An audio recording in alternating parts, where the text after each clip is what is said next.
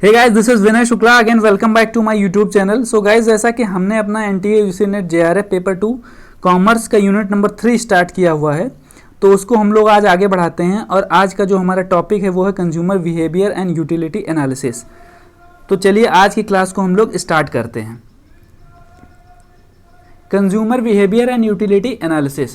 पहले तो हम लोग ये समझते हैं कि कंज्यूमर बिहेवियर क्या होता है। कंज्यूमर बिहेवियर वो होता है जब हम किसी कंज्यूमर के बिहेवियर को समझते हैं कि उसको क्या चाहिए, क्या चीज़ वो जो है परचेज़ करता है, जिससे कि उसकी वांट्स जो है सेटिस्फाइड होती है। तो वही चीज़ यहाँ पे लिखा हुआ है, इसको हम लोग पढ़ लेते हैं। It refers to the study of how consumer buy or use goods and services to satisfy their needs and wants.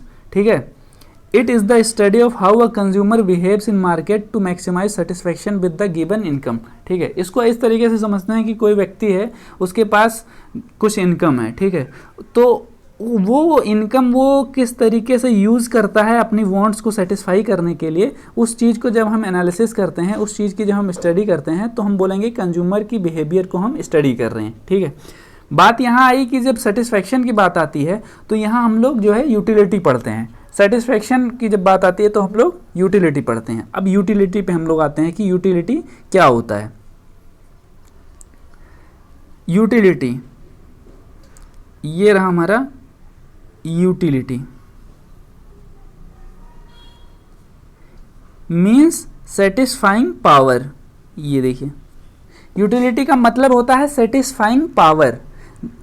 इसको हम इस तरीके से एग्जाम्पल के उससे समझते हैं कि जैसे कोई व्यक्ति है, उसको बहुत तेज़ से प्यास लगी हुई है। ठीक है, अब उसको जब बहुत तेज़ से प्यास लगी हुई है तो वो जाहिर सी बात है पानी पिएगा। ठीक, तो जब वो पानी पीने से उसको जब सेटिस्फाइड हो जाएगा वो व्यक्ति, मतलब उसको जब पानी पीने से जो सेटिस्फैक्शन मिलेगी, उस चीज़ को हम क्या बोलेंगे कि वो इसकी यूटिलिटी है। ठीक है, इसको हम लोग यहाँ पढ़ लेते हैं थोड़ा और समझने के लिए। In economics utility is called as the satisfying power of human wants. ठीक है, ये सेटिस्फाइंग पावर होता है, किसी भी ह्यूमन के वांट्स को सेटिस्फाई करने की जो पावर होती है उसको हम जो बोलते हैं वो बोलते हैं यूटिलिटी। ठीक है, goods and services are demanded due to utility possessed by its. जो गुड्स और सर्विस की जो डिमांड होती है वो सिर्फ और सिर्फ यूटिलिटी की वजह से होती है। अगर किसी प्रोडक्ट की अगर यूटिलिटी नहीं है तो उस प्रोडक्ट की डिमांड नहीं होगी। ठीक है, the commodity which do not possess the quality of satisfying our wants. मतलब जो कमोडिटी, कोई ऐसी कमोडिटी है जो कि हमारी वांट्स को सेटिस्फाई नहीं कर सकती, तो उस चीज़ की हम डिमांड नहीं करते हैं। दे आर अनयूजफुल, मतलब वो हमारे लिए अनयूजफुल होगी। ठीक है, या फिर वेस्ट होगी। We do not make demand for such commodity, मतलब हम उस कमोडिटी की डिमांड नहीं करेंगे। तो कुल मिला के टोटली ये कहा जाए कि यूटिलिटी की वजह से ही किसी प्रोडक्ट की हम डिमांड करते हैं। और यूटिलिटी का मतलब अगर सिंपल वे में समझे तो किसी प्रोडक्ट की जो सेटिस्फाइंग पावर है उस चीज़ को हम क्या बोलेंगे, यूटिलिटी, उस प्रोडक्ट की यूटिलिटी। ठीक है, यूटिलिटी को अगर सिंपल भाषा में बोलें या सही से बोलें तो उसको हम बोलते हैं उसकी उपयोगिता, मतलब किसी प्रोडक्ट की उपयोगिता कितनी है। ठीक है, उस चीज़ को हम उसकी यूटिलिटी बोलेंगे। डेफिनेशन हम लोग एक बार समझ लेते हैं। Definition of utility, according to professor Waugh for economist, utility is the want satisfying power. मतलब किसी भी प्रोडक्ट की जो सेटिस्फाइंग पावर है उसको हम उसकी यूटिलिटी बोलेंगे। ठीक है, राइट। तो हम लोग जो है यूटिलिटी को समझ लिए। आई थिंक आप लोगों को एकदम क्लियरली समझ में आ गया होगा कि कोई भी प्रोडक्ट है तो उसकी जो सेटिस्फाइंग पावर है, उसको, कोई प्रोडक्ट है तो उसको अगर हम कंज्यूम करते हैं तो उससे मिलने वाला हमको जो सेटिस्फैक्शन है हम उसको उसकी यूटिलिटी बोलेंगे। ठीक है, हम लोग जो है आगे बढ़ते हैं।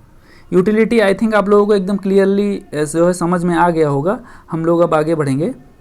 आगे हमारा है जो है वो है फीचर्स ऑफ यूटिलिटी, मतलब इसके क्या कैरेक्टरिस्टिक्स हैं। पहली जो हमारे पास कैरेक्टरिस्टिक्स दिया हुआ है ये है utility is a relative term. मतलब यूटिलिटी क्या होता है कि वो चेंज होता रहता है। ठीक है, वो एकदम जो है क्या कहते हैं, कांस्टेंट नहीं रहता। टाइम के हिसाब से, प्लेस के हिसाब से, पर्सन के हिसाब से जो यूटिलिटी है वो चेंज रहता है। मूड के हिसाब से, सोशल स्टेटस के हिसाब से, स्टैंडर्ड ऑफ लिविंग के हिसाब से, टाइम के हिसाब से, ये जो वेरियस फैक्टर्स हैं इसके हिसाब से जो यूटिलिटी है वो चेंज होता रहता है। ठीक है, कोई ज़रूरी नहीं कि यहाँ इस प्रोडक्ट को यूज़ करने से हमको जितना यूटिलिटी मिलेगी, सेम प्रोडक्ट को दूसरी जगह पर यूज करने से उतनी ही यूटिलिटी मिलेगी। ठीक है, तो इसका मतलब हुआ कि utility is a relative term. वही चीज़ यहाँ पे लिखा हुआ है, इस चीज़ को हम लोग पढ़ लेते हैं। Quantum of utility depends on person, place, environment, mood, social status, standard of living, time and various factors. ठीक है, वही चीज़ जो हमने आपको बताया। Factors change for person to person. ठीक है, utility varies from time to time, मतलब ये समय समय पे ये यूटिलिटी बदलती रहती है। From one person to one and the same person, मतलब एक पर्सन के लिए या दूसरे भी पर्सन के लिए जो ये बदलती रहती है। Quantum of utility depends on the intensity of their want itself. ठीक है, आगे हम लोग देखते हैं। Utility is not related to advantage. ठीक है, utility is not related to advantage का मतलब हुआ कि कोई ज़रूरी नहीं कि जो है यूटिलिटी हमेशा एडवांटेज ही प्रोवाइड करे। ठीक है, इसको समझने के लिए हम लोग जैसे एक एग्जांपल के तौर पे समझें, जैसे कि कोई व्यक्ति है वो नारकोटिक्स है। ठीक है, नारकोटिक्स एडिक्टेड है। ठीक, तो क्या होगा कि उसको अपना जो है, जैसे कोई व्यक्ति है वो दारू पीता है। ठीक, सिंपल वे में अगर समझे कि कोई व्यक्ति है वो दारू पीता है, वो व्यक्ति के लिए दारू पीने से उसको बहुत सेटिस्फेक्शन मिलेगा, मतलब उसको सेटिस्फाइड हो जाएगा, वो दारू पी लेगा, वो सेटिस्फाइड होगा एकदम मस्त। ठीक, लेकिन दारू पीने से उसके सेहत पे बुरा असर पड़ेगा। ठीक है, तो इसका मतलब ये हुआ कि वो जो है उसको सेटिस्फाइड तो कर रहा है पर उसके लिए जो है एडवांटेज नहीं है। ठीक है, तो आई थिंक आप लोग समझ गए होंगे कि मैं क्या कहना चाह रहा हूँ कि utility is not related to advantage. ठीक है, commodity having utility is always advantageous for the user, it is not necessary कि हमेशा यूटिलिटी किसी भी व्यक्ति के लिए एडवांटेज हो, ये कोई ज़रूरी नहीं है। इट मे बी डिसएडवांटेजियस और हार्मफुल टू, मतलब ये कभी कभी क्या होता है, डिसएडवांटेज भी हो सकता है और हार्मफुल भी हो सकता है। जैसे यहाँ पे हमने जो एग्जांपल दिया वही यहाँ पे लिखा हुआ है, wine possesses the want satisfying power of drinkers, मतलब ड्रिंकर्स के लिए जो वाइन है वो उसको सेटिस्फाइंग पावर देती है। ठीक है, वो सेटिस्फाइड करती है। Hence we wine possess utility although it is definitely harmful for the health of drinkers, मतलब वो सेटिस्फाइड तो कर रहा है उस ड्रिंकर को, लेकिन उसके जो सेहत है उस पर जो है बुरा असर पड़ रहा है। तीसरा जो हमारे पास कैरेक्टरिस्टिक्स है वो है quantum of utility depends on the intensity of wants, मतलब जितनी तेज, इसको हम इस एग्जांपल से समझते हैं कि कोई व्यक्ति है उसको जितनी तेज से प्यास लगेगी, उसको अगर हम जब वो पानी को कंज्यूम करेगा, मतलब वाटर को कंज्यूम करेगा, तो उससे मिलने वाला जो सेटिस्फैक्शन है वो उतना ज़्यादा होगा। ठीक है, जितनी तेज से प्यास लगेगी उतना ही ज़्यादा उसको सेटिस्फैक्शन मिलेगा। ठीक है, जैसे इस तरीके से समझे कि किसी व्यक्ति को बहुत तेज से भूख लगी है। ठीक है, अब वो जब आएगा तो वो जब खाना खाएगा तो उसको मिलने वाला जो सेटिस्फैक्शन है वो ज़्यादा होगा, जितनी तेज़ से भूख लगेगी उतना ज़्यादा उसको जो है सेटिस्फैक्शन मिलेगा। आई थिंक एकदम सिंपल सा था और आप लोगों को एकदम क्लियर समझ में होगा। ठीक है, राइट, आगे हम लोग बढ़ते हैं। आगे हमारे पास अब सिचुएशन यह हुआ कि हम लोग जो है इसकी कैरेक्टरिस्टिक्स को समझ लिए। ठीक है, यूटिलिटी समझ लिए कि यूटिलिटी क्या होता है। ठीक है, किसी भी प्रोडक्ट की जो सेटिस्फाइंग पावर है उसको हम लोग उसकी यूटिलिटी बोलेंगे। ठीक है, उस चीज़ को हम यूटिलिटी बोलेंगे। अब ये जो है सवाल आता है कि क्या यूटिलिटी मेजरेबल है, क्या इसको जो है हम लोग मेज़र कर सकते हैं? तो उस चीज़ को समझने के लिए हम लोग यहाँ दिया हुआ है उसको समझते हैं। Whether utility is measurable or not. ठीक है, whether utility is measurable or not, whether utility can be measured or not, economics and are not unanimous. ठीक है, इकोनॉमिस्ट आर नॉट यूनानिमस, मतलब जो इकोनॉमिस्ट हैं वो इस जो क्वेश्चन है, ये क्वेश्चन है उस पर यूनानिमस नहीं है, मतलब एक जैसे उनके मत नहीं है। ठीक है, on this question opinion of economist can be divided as following, मतलब कुछ इकोनॉमिस्ट हैं उनका अपना मत है, कुछ अलग इकोनॉमिस्ट हैं उनका अपना मत है। तो इन चीज़ को हम लोग समझने के लिए यूटिलिटी को दो पार्ट में, इसके दो अप्रोच जो है समझेंगे। ठीक है, पहला अप्रोच जो हमारे पास है वो है कार्डिनल अप्रोच। ठीक है, इसको कुछ इकोनॉमिस्ट ने दिया। दूसरा अप्रोच हमारे पास है ऑर्डिनल अप्रोच, इसको दूसरे कुछ इकोनॉमिस्ट ने दिया। ठीक है, तो पहला जो हमारे पास है वो कार्डिनल अप्रोच है, इसको हम लोग समझते हैं कि कार्डिनल अप्रोच क्या है। कार्डिनल अप्रोच, ठीक है। कार्डिनल अप्रोच जो है इसको दिया था मार्शल एंड पीगू, ये दो इकोनॉमिस्ट थे, इन्होंने दिया हुआ था इसको, मार्शल थे और एक पीगू थे, ठीक है।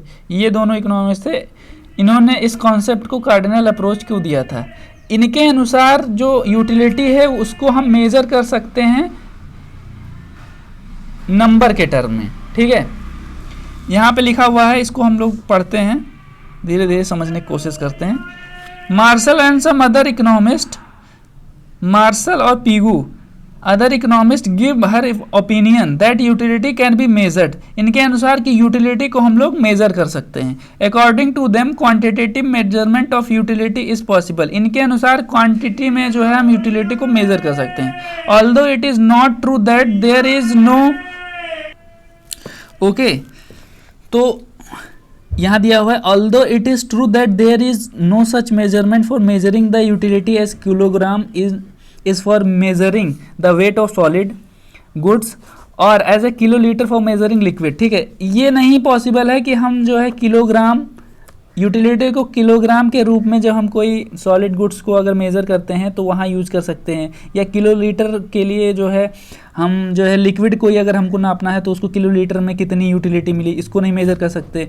और फिर किलोमीटर में अगर कोई हम डिस्टेंस जो है तय कर रहे हैं तो उसको जो है हम किलोमीटर के तौर पे यूटिलिटी के फॉर्म में नहीं मेज़र कर सकते। बट ठीक है, लेकिन फिर भी मार्शल आर्ग्यूज, मतलब इन्होंने अपना आर्गूमेंट दिया कि that the money which a person is prepared to pay for a unit goods rather go without it.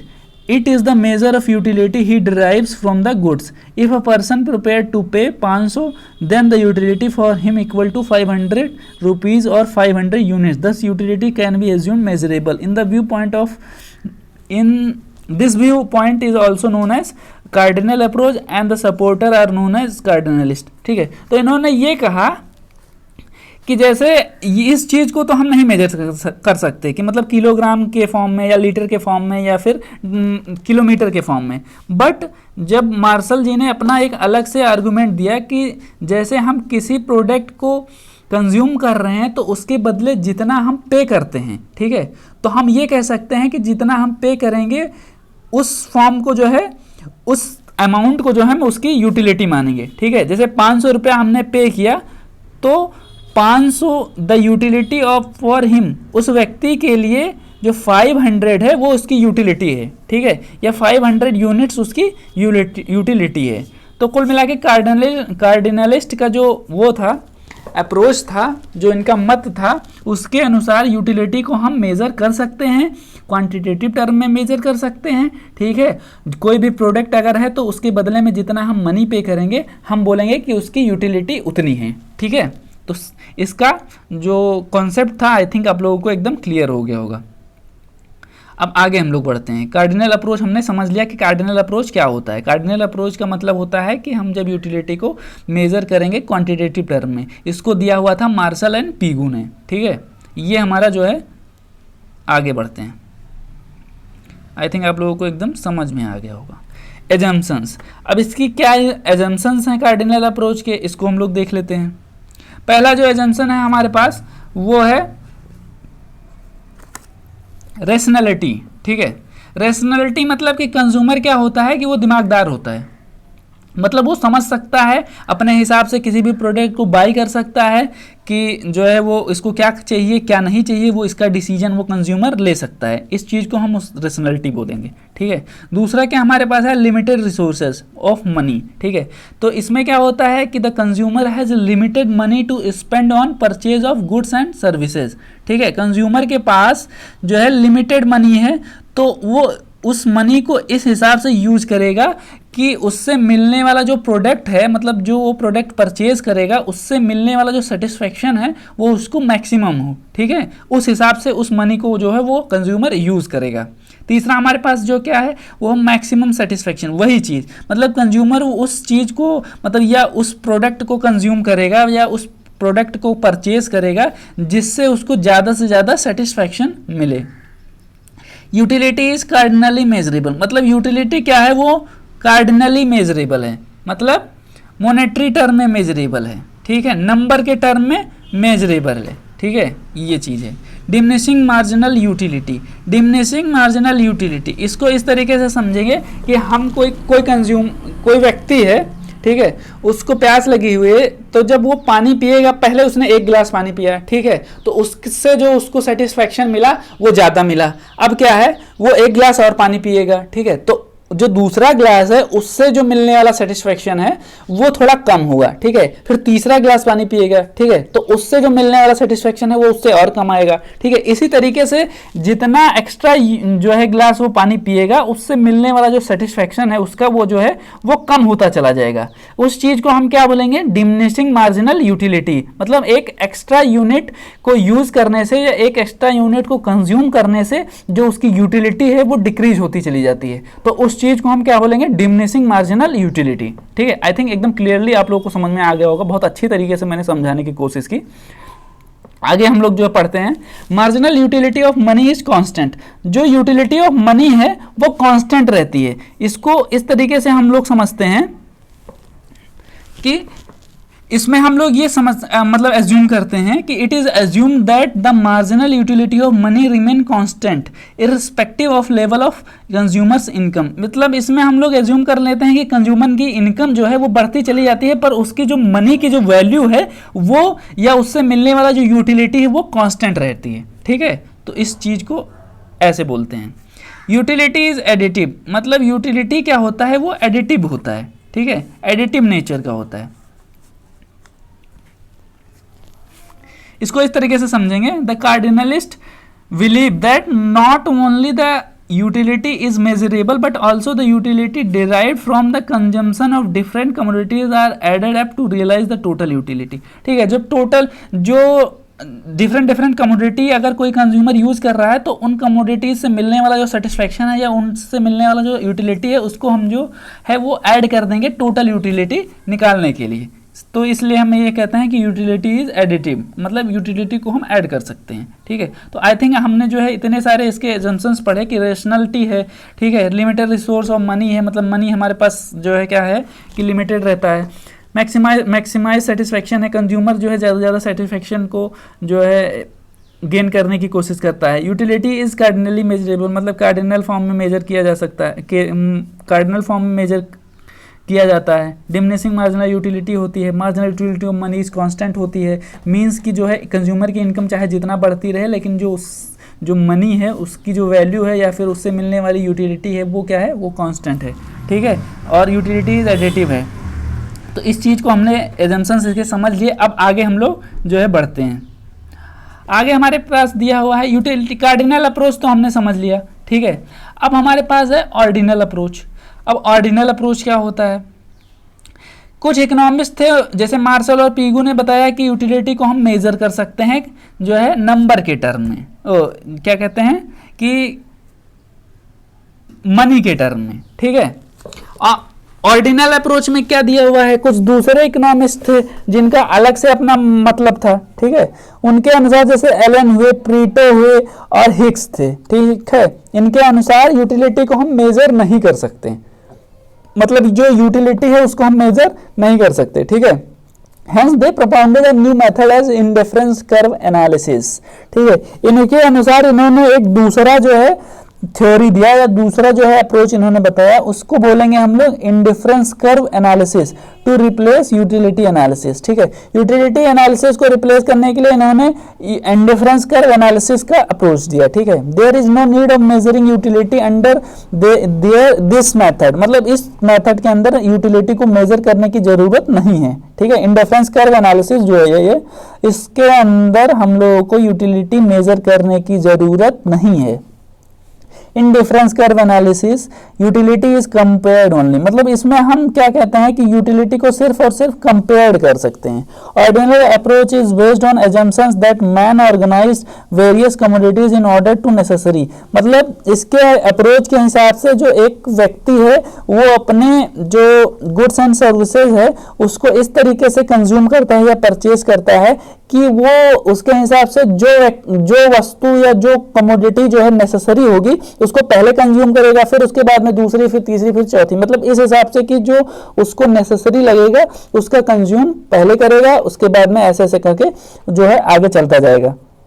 ठीक है, तो मोस्ट यूजफुल और unnecessary commodities is serialized on the first place, lesser necessary commodities on second place, मतलब जो सबसे ज्यादा जरूरत की चीज है उसको हम पहले कंज्यूम करेंगे, फिर उसके बाद, फिर उसके बाद, फिर उसके बाद, फिर उसके बाद, फिर जो है ऐसे चलता चले जाएगा। ठीक है, तो इस चीज से हमको क्या समझ में आता है कि ऑर्डिनल अप्रोच में क्या कहते हैं कि उसको एक ऑर्डर दे देंगे कि मतलब ये पहले नेसेसिटी है, फिर उसके बाद में दूसरा, फिर तीसरा, फिर चौथा, फिर पांचवा, मतलब उसको एक ऑर्डर फॉर्म में दे देंगे। ठीक है, उस चीज को हम क्या बोलेंगे, ऑर्डिनल अप्रोच। कि यूटिलिटी को हम एक किसी भी प्रोडक्ट की जो यूटिलिटी है उसको हम जो है ऑर्डर में दे देंगे, मतलब इस प्रोडक्ट से मिलने वाली जो यूटिलिटी है वो हमको ज्यादा है तो इसको हम पहले कंज्यूम करेंगे। ठीक है, दूसरा प्रोडक्ट जो हमारे पास है उससे मिलने वाला जो यूटिलिटी है वो हमको कम है तो उसको हम उसके बाद यूज करेंगे। ठीक है, तो इस अप्रोच को हम लोग क्या बोलेंगे, वो बोलेंगे ordinal approach.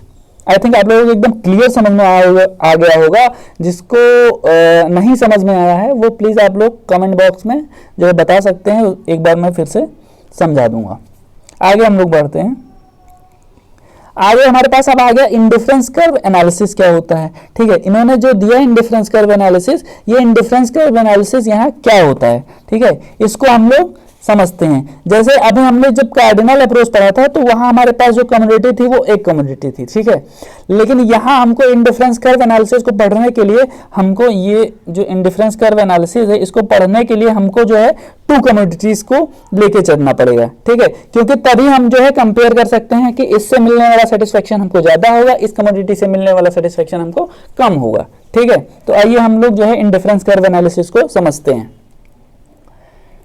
Indifference curve analysis जो होता है इसको हम इस तरीके से समझते हैं कि यहां हम दो कमोडिटी को लेके चलेंगे। ठीक है, इंडिफरेंस कर्व एक ऐसा कर्व होता है जो दो अलग अलग जो है या दो डिफरेंट कमोडिटीज के वेरियस कॉम्बिनेशन को शो करेगा। ठीक है, जो दो अलग अलग डिफरेंट गुड्स के कॉम्बिनेशन को शो करेगा। ठीक है, और उस कॉम्बिनेशन से जो मिलने वाला सेटिस्फेक्शन है वो सेम लेवल का होगा। ठीक है, मतलब इस जैसे एक कॉम्बिनेशन है, एक है हमारे पास एक गुड्स है मैंगो, ठीक है, दूसरा गुड्स है हमारे पास बनाना। ठीक है, इस तरीके से हम समझते हैं, एक हमारे पास है मैंगो, एक हमारे पास है बनाना। ठीक है, तो इस और जो कॉम्बिनेशन है वो हमारे पास है, एक हम बनाना यूज करेंगे, मैंगो यूज करेंगे, और दो जो है हम जो है वो बनाना यूज करेंगे। एक मैंगो यूज करेंगे, दो बनाना यूज करेंगे। ठीक है, तो ये एक हमारा कॉम्बिनेशन है। ठीक, एक कॉम्बिनेशन ये हो गया हमारा।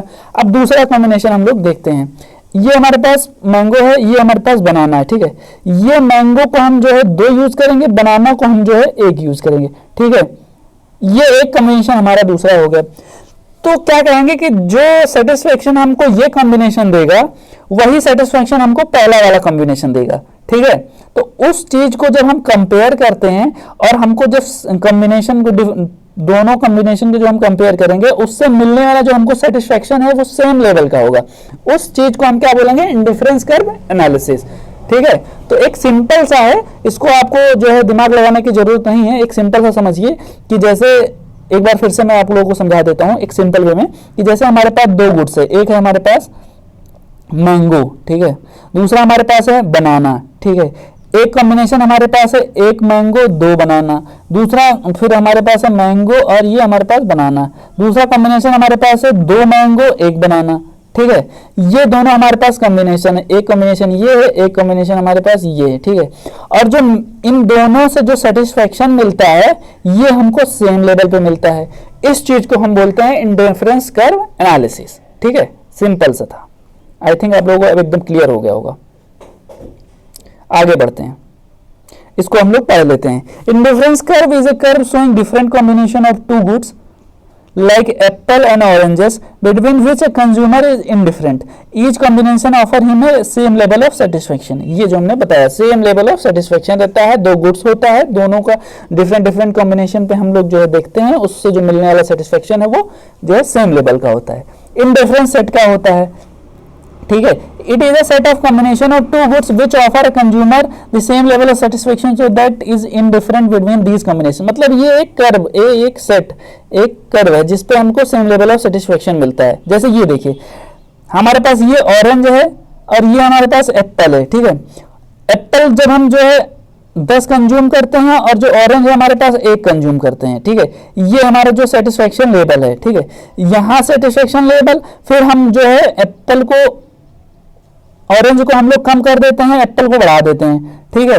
ये देखिए, एप्पल को जो हम लोग 5 यूज, ऑरेंज को हम लोग 5 यूज करते हैं और एप्पल को हम लोग जो है 2 यूज करने लगते हैं। मतलब 10 से 5 आ गए ऑरेंज पे और जो एप्पल है हमारा उसकी क्वांटिटी बढ़ा दिए। तो यहाँ जो सेटिस्फेक्शन है, एक मिनट, ये यहाँ जो सेटिस्फेक्शन है ए पॉइंट पे, वही सेटिस्फेक्शन बी पॉइंट पे है, वही सेटिस्फेक्शन सी पॉइंट पे है, वही सेटिस्फेक्शन हमको डी पॉइंट पे है, ठीक है। तो जो सेटिस्फेक्शन लेवल है वो सेम है, सारे पॉइंट्स पे सेम है। मतलब एक कंज्यूम को, एक प्रोडक्ट को कंज्यूम जब हम करते हैं, दोनों प्रोडक्ट को जब हम कंज्यूम करते हैं तो उससे मिलने वाला जो हमको सेटिस्फेक्शन है वो सेम लेवल का होता है। डिफरेंट डिफरेंट कॉम्बिनेशन जब हम बनाते हैं तो उससे मिलने वाला जो हमको सेटिस्फेक्शन है वो सेम लेवल का होता है। उस चीज को हम जो है, ये आईसी कर्व हमारा है, उस चीज को हम लोग जो है इंडिफरेंस कर्व एनालिसिस और इंडिफरेंस सेट बोलते हैं, ठीक है। आगे हम लोग बढ़ते हैं। आगे क्या है हमारे पास? आगे हमारे पास है इंडिफरेंस मैप है, ठीक है। जब इन्हीं डिफरेंट डिफरेंट ऐसे कर्व को जो हम एक साथ में प्रेजेंट करते हैं, जैसे एक कर्व हुआ, दूसरा कर्व हुआ, तीसरा कर्व हुआ, इन डिफरेंट डिफरेंट कर्व्स को जो हम एक साथ प्रेजेंट करते हैं, जब एक साथ शो करते हैं, उस चीज को हम क्या कहेंगे? इंडिफरेंस मैप बोलते हैं, ठीक है।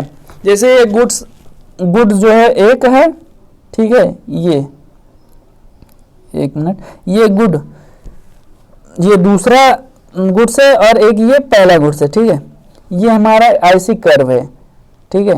ये और यहाँ जितने भी पॉइंट हैं, 1 2 3 4 जितने भी पॉइंट्स हैं, ये इस पे मिलने वाला जो सेटिस्फेक्शन लेवल है वो सेम है, ठीक है। इस चीज को इंडिफरेंस मैप बोलते हैं। अब आगे हम लोग बढ़ते हैं, इसकी जो प्रॉपर्टी उस पे आते हैं, क्या कहते हैं? आईसी कर्व के एजम्पशंस पे आते हैं। एजम्पशंस क्या है? ठीक है, एजम्पशन की अगर बात करें इंडिफरेंस कर्व के, तो इससे पहले, इससे को पढ़ने से पहले हम लोग जो है एक पढ़ लेते हैं, ये हमारे पास diminishing marginal rate of substitution, ठीक है। ये मार्जिनल रेट ऑफ सब्स्टिट्यूशन क्या होता है, इसको हम लोग पहले पढ़ लेते हैं, फिर एजम्पशंस पे आते हैं। ये हमारे पास मार्जिनल रेट ऑफ सब्स्टिट्यूशन है, ठीक है। अब मार्जिनल रेट ऑफ सब्स्टिट्यूशन क्या होता है, ठीक है। जैसे जब हम ये बोलते हैं कि डिफरेंट डिफरेंट, जब हमारे पास 2 कमोडिटी है और उसके डिफरेंट डिफरेंट कॉम्बिनेशन को हम लोग जो है बनाते हैं, और जो डिफरेंट डिफरेंट कॉम्बिनेशन से जो मिलने वाला जो हमको सेटिस्फेक्शन है वो सेम लेवल का होता है, ठीक है। जैसे ये देखिए, ये हमारे पास एक इंडिफरेंस कर्व है, ठीक है। ये हमारे पास गुड्स 2 है, एक ये गुड्स पहला है, ठीक है। अब हमने पहले परचेज किया, जो हमने जो कंज्यूम किया वो गुड्स 2 को इतना यूनिट किया, ठीक है, और गुड 1 को इतना यूनिट किया, ठीक है। अब क्या हुआ कि गुड 1 को हमको बढ़ाने के लिए, इसके कंज्यूम को बढ़ाने के लिए हमको गुड्स 2 के जो कंज्यूम है उसको घटाना पड़ेगा, ठीक है। तो इस चीज को जिस रेट में जो है हम इसको घटाएंगे, उस रेट को हम क्या बोलेंगे? Marginal rate of substitution. कि मीन्स अगर 2 गुड्स हमारे पास दिए हुए हैं, ठीक है, तो अगर दूसरे गुड्स का जो हमको कंज्यूम है वो बढ़ाने के लिए जो गुड्स पहले को जो हम जितना सेक्रीफाइस करेंगे, उस चीज को हम क्या बोलेंगे? मार्जिनल रेट ऑफ सब्स्टिट्यूशन, ठीक है। जैसे ये देखिए, it is the rate at which consumer is willingly to substitute goods 1 for goods 2, और it is the rate at which consumer is willingly to give up good 2 for a unit more of good 1। मतलब एक extra unit को consume करने के लिए जो हम पिछले गुड्स को जो है सेक्रीफाइस करेंगे या कम करेंगे, उस रेट को हम क्या बोलेंगे? मार्जिनल रेट ऑफ सब्स्टिट्यूशन, ठीक है। इस चीज को हम लोग थोड़ा आगे क्या कहते हैं, इससे समझते हैं, टेबल से समझते हैं, ठीक है। ये देखिए, हमारे पास ये कॉम्बिनेशंस दिए हुए हैं ए बी सी डी, ठीक है। ये हमारे पास 2 गुड है, एक मैंगो है, एक बनाना है, ठीक है। हम मैंगो का कंज्यूम करते हैं 1 यूनिट और बनाना की कंज्यूम करते हैं 2 यूनिट। ये हमारा पहला कॉम्बिनेशन है, ठीक है। दूसरे कॉम्बिनेशन पे हम आते हैं कि हम मैंगो का कंज्यूम बढ़ाने के लिए हमको बनाना का जो कंज्यूम है वो कम करना पड़ेगा, ठीक है। जैसे हमने 2 यूनिट मैंगो पर कंज्यूम किया और बनाना का जो है 9 यूनिट किया, मतलब 10 से घट के 9 हो गया। मतलब एक एक्स्ट्रा यूनिट को एक एक्स्ट्रा यूनिट को बढ़ाने के लिए 1 यूनिट को इसको जो है हम लोग सेक्रीफाइस किए। इस रेट को हम लोग जो बोलेंगे वो बोलेंगे मार्जिनल रेट ऑफ सब्स्टिट्यूशन, ठीक है। आई थिंक आप लोगों को एकदम क्लियर हो गया होगा कि हम क्या कहना चाहते हैं। तो जो यहाँ मार्जिनल रेट ऑफ जो सेटिस्फेक्शन है वो है हमारे पास 1:1 का, ठीक है। मतलब 1 यूनिट इसका जो है कम करेंगे, 1 यूनिट इसका ज़्यादा करेंगे, ठीक है। इसके 1 यूनिट को बढ़ाने के लिए इसके 1 यूनिट का सेक्रीफाइस करना पड़ेगा। तीसरा हमारे पास जो कॉम्बिनेशन है वो है 3 यूनिट मैंगो का परचेज करेंगे या कंज्यूम करेंगे और बनाना का हम 8 यूनिट कंज्यूम करेंगे। मतलब इसके यहाँ से 1 यूनिट बढ़ाने के लिए इसके 1 यूनिट का कंज्यूम जो है हम लोग क्या कहते हैं सेक्रीफाइस करेंगे, ठीक है। यहाँ चौथा जो हमारे पास कॉम्बिनेशन है वो है 4 यूनिट मैंगो 7 यूनिट ये, मतलब 1 यूनिट इसका कम हुआ, 1 यूनिट इसका ज़्यादा हुआ, ठीक है। जो मार्जिनल रेट ऑफ सब्स्टिट्यूशन है वो हमारे 1:1, 1:1, 1:1, 1:1 है, ठीक है। आई थिंक आप लोगों को अब क्लियर हो गया होगा कि मार्जिनल रेट ऑफ सब्स्टिट्यूशन क्या होता है। आगे बढ़ते हैं। ये जो मार्जिनल रेट ऑफ सब्स्टिट्यूशन हम लोगों ने 3 पार्ट में डिवाइड किया हुआ है। एक हमारे पास एक कांस्टेंट जिसको हम लोगों ने पढ़ा कि ये जो मार्जिनल रेट ऑफ सब्स्टिट्यूशन है वो हमारा कांस्टेंट है, 1:1, 1:1, 1:1, 1:1 दिया हुआ है, ठीक है। एक हमारे पास दूसरा होता है वो होता है increasing marginal rate of substitution. इसमें क्या होता है, ये 4 कॉम्बिनेशन दिया हुआ है, ये मैंगो दिया हुआ है, ये बनाना दिया हुआ है। 1 मैंगो पर कंज्यूम करते हैं, 10 बनाना कंज्यूम करते हैं, ठीक है। अब हमको मैंगो का अगर बढ़ाना है तो बनाना का कितना यूनिट हम लोगों ने सेक्रीफाइस किया। यहाँ पे हम लोगों ने 1 यूनिट को सेक्रीफाइस किया, मीन्स 1:1, एक इसका सेक्रीफाइस किया, एक इसका सेक्रीफाइस किया, ठीक है। एक इसका एक्स्ट्रा यूनिट बढ़ाया, एक इसका सेक्रीफाइस किया, ठीक है। तीसरा हमारे पास कॉम्बिनेशन है 3 यूनिट मैंगो का कंज्यूम किया, 4 यूनिट जो है इसका कंज्यूम किया, मीन्स 1 यूनिट इसको बढ़ाने के लिए इसके 2 यूनिट्स को हम लोग जो है सेक्रीफाइस कर रहे हैं। यहाँ इस जो हमारा मार्जिनल रेट ऑफ सब्स्टिट्यूशन वो है 1:2 का रेशियो। यहाँ पे चौथा हमारे पास है जो 4 यूनिट इसके कंज्यूम करेंगे, 4 यूनिट इसके, मतलब इसके जो है 1 यूनिट को कंज्यूम बढ़ाने के लिए इसके जो हमारे 3 यूनिट्स को जो है सेक्रीफाइस कर रहे हैं। तो इसका जो मार्जिनल रेट ऑफ सब्स्टिट्यूशन है वो पहले 1 यूनिट जो है सेक्रीफाइस किया, फिर 2 यूनिट सेक्रीफाइस किया, फिर 3 यूनिट सेक्रीफाइस किया। तो जो ये सब मार्जिनल रेट ऑफ सब्स्टिट्यूशन है वो इंक्रीज हो रहा है, मतलब एक रेशियो करके वो इंक्रीज हो रहा है। तो इस चीज़ को हम लोग जो है increasing marginal rate of substitution बोलेंगे। दूसरा हमारे पास है decreasing marginal rate of substitution, ठीक है। ये इसमें हम समझ लेते हैं, यही जो लॉ होता है वो अप्लाई होता है हमारे इंडिफरेंस कर्व एनालिसिस पे। उसके एजम्पशंस में हम लोगों ने जो है अभी पढ़ेंगे, इसीलिए हमने पहले सोचा कि जो है आप लोगों को मार्जिनल रेट ऑफ सब्स्टिट्यूशन बता दिया जाए। अब ये हमारे पास क्या है कि ये डिफरेंट कॉम्बिनेशन दिया हुआ है A B C D, ठीक है। ये माफ़ करना, ये C है, ये थोड़ा टाइपिंग मिस्टेक है। ये मैंगो हुआ हमारा, ये बनाना हुआ, ठीक है। 1 यूनिट को कंज्यूम करते हैं मैंगो और 10 यूनिट का कंज्यूम करते हैं बनाना, ठीक है। अब हमको जब मैंगो की यूनिट को बढ़ाने के लिए हमको कितना यूनिट हम जो है बनाना की सेक्रीफाइस कर रहे हैं, यहाँ हम लोग 3 यूनिट को सेक्रीफाइस कर रहे हैं। तो हमारा जो रेशियो है वो 1:3 का है, ठीक है। मतलब 1 यूनिट मैंगो की बढ़ाने के लिए हम बनाना की 3 यूनिट को सेक्रीफाइस कर रहे हैं, ठीक है। फिर हम जो तीसरे कॉम्बिनेशन है हमारा वो है 3 यूनिट का मैंगो, 5 यूनिट का बनाना, मतलब 1 यूनिट इसको बढ़ाने के लिए हम कितने यूनिट्स यहाँ पे सेक्रीफाइस कर रहे हैं, वो कर रहे हैं 2 यूनिट। फिर चौथा जो हमारा कॉम्बिनेशन है वो 4 यूनिट इसका, 4 यूनिट इसका, मतलब 1 यूनिट इसको बढ़ाने के लिए हम कितने यूनिट यहाँ सेक्रीफाइस कर रहे हैं, वो 1 यूनिट सेक्रीफाइस कर रहे हैं। तो जो हमारा मार्जिनल रेट ऑफ सब्स्टिट्यूशन है वो घटता चला जा रहा है। पहले हमने ज़्यादा यूनिट को जो है सेक्रीफाइस किया, फिर एक्स्ट्रा और हमको अगर चाहिए जो है कंज्यूम करने के लिए किसी दूसरे गुड्स को, तो कितना सेक्रीफाइस किए, वो 1 यूनिट सेक्रीफाइस किए, 2 यूनिट सेक्रीफाइस किए, फिर 1 यूनिट, मतलब जो हमारा सेक्रीफाइसिंग जो रेशियो है वो एकदम कम होता चला जा रहा है। मतलब मार्जिनल रेट ऑफ जो सब्स्टिट्यूशन है वो डिक्लाइन करता चला जा रहा है, ठीक है। और यही अप्लाई होता है इंडिफरेंस कर्व एनालिसिस में। तो इसीलिए हम लोगों ने इसको पहले पढ़ लिया। अब हम लोग जो है आएंगे किस पे, मार्जिनल इंडिफरेंस कर्व एनालिसिस के एजम्पशंस पे। ठीक है, आई थिंक आप लोगों ने मार्जिनल रेट ऑफ सब्स्टिट्यूशन समझ लिया होगा। ठीक है, इसका मतलब सिंपल सा मतलब है कि किसी भी अगर टू गुड्स दिया हुआ है हमारे पास, दो कॉम्बिनेशन ऑफ गुड्स दिया हुआ है, एक गुड एक्स है एक गुड्स वाई है। ठीक है, तो अगर हमको वाई का कंजम्पशन बढ़ाना है तो एक्स को कितने यूनिट्स को हम सेक्रीफाइस करेंगे, उस रेट को हम लोग क्या बोलेंगे, मार्जिनल रेट ऑफ सब्स्टिट्यूशन। ठीक है, क्लियर। अब हम लोग आते हैं इंडिफरेंस कर्व एनालिसिस के जो है एजम्पशंस पे। ठीक है, ये हमारे पास इंडिफरेंस कर्व एनालिसिस के सब जो है एजम्पशंस है। ये रेशनल कंज्यूमर, मतलब जो कंज्यूमर है वो रेशनल है। ठीक है, और जो है diminishing marginal rate of substitution है। ठीक है, वही चीज़ें जो हमने आपको बताई कि एक एक्स्ट्रा यूनिट को कंज्यूम करने के लिए हम जो है दूसरे जो हमारा जो दूसरा पहला गुड्स है उसको कितना हम लोग जो है सेक्रीफाइस करेंगे, उस रेट को हम लोग बोलते हैं मार्जिनल रेट ऑफ सब्स्टिट्यूशन। ठीक है, आई थिंक आप लोगों को समझ में आ गया होगा। नॉन स्टेटिटी, ये देखिए, ये जो सेटिस्फैक्शन लेवल है कंज्यूमर का वो कभी एकदम मतलब क्या कहते हैं कि फुल सेटिस्फाइड नहीं होता है। ठीक है, ये अगर फुल सेटिस्फाइड हो जाएगा तो फिर क्या होता है कि जो है वो कंज्यूम ही नहीं करेगा। ठीक है, तो वो सिचुएशन नहीं आती है। दूसरा हमारा क्या होता है, कंसिस्टेंसी इन सिलेक्शन। ठीक है, जैसे हमने एक बार बोल दिया कि गुड एक्स है वो गुड वाई से बेहतर है।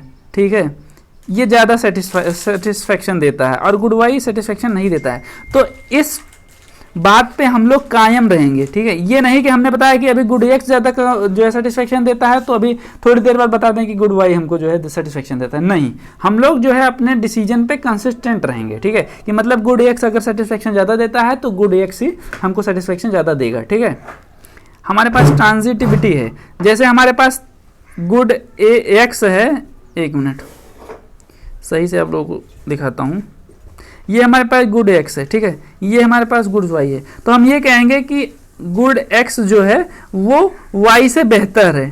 ठीक है, अब हमारे पास तीसरा गुड है एक्स वाई जेड, जेड है हमारे पास, और हम बोल रहे हैं कि जो जेड वाई है वो जेड से बेहतर है। ठीक है, तो इस सिचुएशन में एक्स जो है जेड से बेहतर होगा ही होगा। ठीक है, आप समझे मैं क्या कहना चाह रहा हूं। मेरा कहने का मतलब है कि अगर हम गुड एक्स जो है वो वाई से अगर बेहतर है और दूसरे कॉम्बिनेशन में हम लोग कहते हैं कि वाई जो है वो जेड से बेहतर है, तो जाहिर सी बात है एक्स जेड से बेहतर होगा। वही चीज यहाँ लिखा हुआ है, ट्रांजिटिविटी है। ठीक है, आई थिंक आप लोगों को एग्जाम्पल समझ में आ गया होगा। और अगर आप लोगों को कुछ इसमें डाउट होता है या जितना भी है उसमें, अगर आपको जितना हमने पढ़ाया हुआ है उसमें अगर आपको कोई डाउट है तो आप प्लीज़ कमेंट बॉक्स में पूछ सकते हैं। आगे हम लोग बढ़ते हैं। आगे हमारे पास है प्रॉपर्टीज इसके। ठीक है, properties of indifference curve. Indifference curve की क्या प्रॉपर्टीज हैं, downward slope from right to left. जो इंडिफरेंस कर्व है वो ऐसे है, ऐसे ये। ठीक है, जो इसका जो कर्व है वो है हमारा जो है डाउनवर्ड स्लोप है। ठीक है,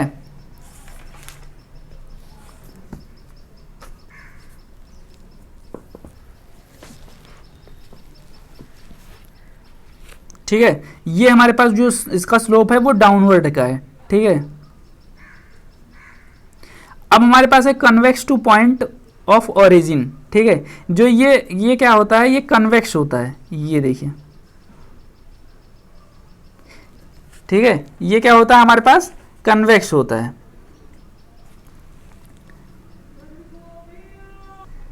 ठीक है, जो ये convex to point of origin है, मतलब इसका जो ये स्लोप है वो कन्वेक्स है। और ये किस लिए होता है, ये होता है क्योंकि जो हमारा इसमें हम लोगों ने अभी पढ़ा था कि due to marginal rate of substitution, मतलब एक एक्स्ट्रा यूनिट को कंज्यूम करने के लिए हमको जो उससे पहले वाली यूनिट है, जैसे टू गुड्स हमारे पास दिए हुए हैं, तो जो दूसरे गुड्स को हमको अगर उसका कंजम्पशन बढ़ाना है तो पहले गुड्स का जो कंजम्पशन है उसको हमको कम करना पड़ेगा। इस वजह से due to marginal rate of substitution की वजह से हमारे पास कन्वेक्स टू पॉइंट ओरिजिन होता है। ठीक है, ये इस तरीके से होता है। अब हमारे पास है two IC curve never touch और इंटरसेक्ट विथ ईच अदर। ठीक है, ये आपस में जो है इंटरसेक्ट नहीं कर सकते, इस तरीके से नहीं कर सकते, या फिर जो है टच नहीं कर सकते। ठीक है, आपस में टच नहीं कर सकते क्योंकि ये जो सेटिस्फैक्शन लेवल होता है वो सेम लेवल का होता है। ठीक है, ये देखिए ये भी सेम लेवल का होता है, ये यहाँ भी सेम लेवल का है, ये भी सेम लेवल का है, ये भी सेम लेवल, तो इस वजह से जो है ये इंटरसेक्ट नहीं कर सकते और जो है टच नहीं कर सकते। ठीक है, आगे हम लोग देखते हैं जो चौथा हमारे पास जो क्या है प्रॉपर्टीज है, उसमें है higher IC curve indicate higher satisfaction. मतलब जैसे हमारे पास एक कर्व यहाँ दिया हुआ है, एक कर्व यहाँ दिया हुआ है, एक कर्व, तो इसका लेवल ऑफ सेटिस्फैक्शन जो है वो इससे कम है, इसका लेवल ऑफ सेटिस्फैक्शन इससे ज़्यादा है। मतलब जितना हाइयर कर्व होगा उतना ही हाइयर सेटिस्फैक्शन होगा। ठीक है, आगे हम लोग बढ़ते हैं। चौथा हमारे पास, पांचवा हमारे पास पॉइंट है IC curve should neighbour IC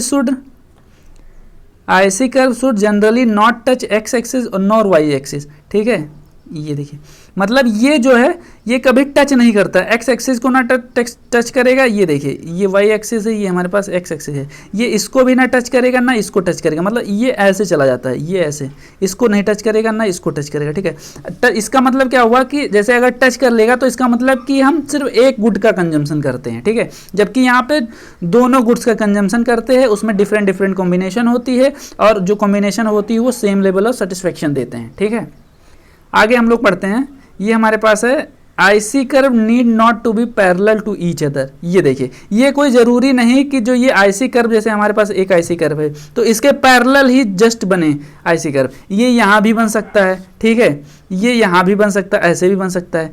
तो ये क्या है ना कि जैसे ये एकदम सेम पैरेलल है तो वो इसका कोई ज़रूरी नहीं कि ऐसे है ऐसे है ऐसे, ये से ज़रूरी नहीं है। ये आपको ऐसे भी बन सकता है, ये ऐसे भी बन सकता है, ये ऐसे भी बन सकता है, ऐसे इस तरीके से भी आईसी कर्व हो सकते हैं। ठीक है, तो ये जो प्रॉपर्टीज़ हैं इसकी ये बहुत इंपॉर्टेंट है, इससे जो है हमारे पेपर में जो है इससे क्वेश्चंस आते हैं और आने के जो है संभावना भी है। तो इस वजह से जो है आप इसको एक बार फिर से हम लोग देख लेते हैं कि डाउनवर्ड का जो स्लोप होता है, जो इसका आईसी कर्व का जो स्लोप होता है वो डाउनवर्ड का होता है। ठीक है, दूसरा हमारे पास पॉइंट है कन्वेक्स टू पॉइंट ओरिजिन। ये हमारे पास कन्वेक्स टू पॉइंट ओरिजिन होता है। ये क्यों होता है? ये होता है मार्जिनल रेट ऑफ सब्स्टिट्यूशन के कारण। ठीक है, अब हमारे पास है ये आपस में जो है इंटरसेक्ट नहीं कर सकते, ना तो टच कर सकते हैं। ठीक है, क्योंकि ये सेम लेवल ऑफ सेटिस्फेक्शन देते हैं। हाइयर कर्व, जैसे जैसे हाइयर कर्व होगा वैसे वैसे उसकी जो सेटिस्फेक्शन लेवल है वो बढ़ता रहेगा। IC curve should generally not, ये टच नहीं करता, एक्स एक्सिस को भी ना टच करेगा और ना ही वाई एक्सिस को टच करेगा। ये हमारे पास वाई एक्सिस है, ये हमारे पास एक्स एक्सिस है। तो ये देखिए ये टच नहीं करता, ना यहाँ टच करेगा ना यहाँ टच करेगा। इसका मतलब कि अगर टच कर लेगा तो इसका मतलब कि एक ही जो है गुड्स का हम जो है कंज्यूम कर रहे हैं, जबकि ऐसा नहीं होता, इसमें जो है दो गुड्स का कंजम्पशन होता है। ठीक है, अब हम लोग आगे देख लेते हैं। IC curve need not to be parallel to each other, ये हमारे पास लास्ट है। इसके अनुसार जो है ये देखिए ये आईसी कर्व है हमारा, तो ये कोई ज़रूरी नहीं कि ऐसे ही बने, मतलब ये पैरेलल ही बने, ये ऐसे भी बन सकता है। जैसे ये देखिए ये हमारे पास एक आईसी कर्व है, ये हमारे पास दूसरा आईसी कर्व है, ये तीसरा हमारे आईसी कर्व है। तो इस तरीके से भी जो है आईसी कर्व बन सकते हैं, कोई ज़रूरी नहीं कि जो है एक आईसी कर्व के पैरेलल ही दूसरा आईसी कर्व बने। ठीक है, तो आई थिंक आज हम लोगों ने जो है आईसी कर्व को पढ़ा। ठीक है, पहले हम लोगों ने क्या पढ़ा? यूटिलिटी पढ़ा, कंज्यूमर बिहेवियर को पढ़ा कि क्या होता है कंज्यूमर बिहेवियर, फिर हमने यूटिलिटी पढ़ा, उसके एजम्पशंस पढ़े, उसके कैरेक्टरिस्टिक्स को पढ़ा हम लोगों ने, फिर हमने दोनों अप्रोचेस को पढ़ा। एक हमारे पास था कार्डिनल अप्रोच जो कि जो है कहता था कि हम यूटिलिटी को मेजर कर सकते हैं। दूसरा हमारे पास ऑर्डिनल अप्रोच है जिसको हम लोग कहते थे कि यूटिलिटी को मेजर नहीं कर सकते, उसको हम सिर्फ जो है क्या कहते हैं इंपॉर्टेंस देते हैं। जैसे जैसे कोई अगर गुड्स है तो अगर वो ज़्यादा नेसेसरी है तो उसी हिसाब से उसका ऑर्डर सेट कर दिया जाता है। ठीक है, जैसे जैसे ज़्यादा जो गुड्स ज़्यादा नेसेसरी का होगा उसको हम पहले कंज्यूम करेंगे और जो गुड्स कम नेसेसरी का होगा वो हम बाद में कंज्यूम करेंगे। ठीक है, उसके बाद हम लोगों ने जो है इसके प्रॉपर इंडिफरेंस कर्व एनालिसिस पढ़ा, उस मार्जिनल रेट ऑफ सब्स्टिट्यूशन को पढ़ा, फिर उसके हमने प्रॉपर्टीज़ को पढ़ा। ठीक है, ये हमने अपना पूरा प्रॉपर्टीज़ पढ़ लिया इंडिफरेंस कर्व एनालिसिस का। ठीक है, तो आई थिंक आप लोगों को ये जितना हम लोगों ने आज पढ़ा हुआ है ये सारी चीज़ें आप लोगों को क्लियर हो गई होगी। और आपको इस क्लास के रिगार्डिंग अगर कुछ कमेंट करना है या कुछ आपको समझ में नहीं आया तो आप प्लीज़ कमेंट बॉक्स में लिख सकते हैं, हम जो है एक बार फिर से आपको समझाने की कोशिश करेंगे। ठीक है, आगे जो हमारी जो क्लास होगी उसमें हम जो है पढ़ेंगे क्या कहते हैं टोटल यूटिलिटी क्या होता है, टोटल यूटिलिटी क्या होता है, मार्जिनल एवरेज यूटिलिटी क्या होता है, मार्जिनल यूटिलिटी क्या होता है, और बजट क्या होता है और बजट लाइन क्या होता है। ठीक है, इस चीज़ को हम लोग जो है अगले वाले क्लास में अपने पढ़ेंगे। तो तब तक के लिए जो है आप लोग इसको एक बार फिर से रिवीजन करिएगा, और जो चीज़ें आपको समझ में नहीं आई है उसको जो है आप कमेंट बॉक्स में ज़रूर बताइएगा, और इस वीडियो को ज़्यादा से ज़्यादा आप लोग शेयर करिए और इस चैनल को सब्सक्राइब करिए, जिससे कि आप लोगों का NTA UGC नेट JRF की जो प्रिपरेशन है वो आपकी अच्छी हो सके। ठीक है, तब तक के लिए आप स्वस्थ रहिए, व्यस्त रहिए और इस चैनल को आप देखते रहिए। जय हिंद।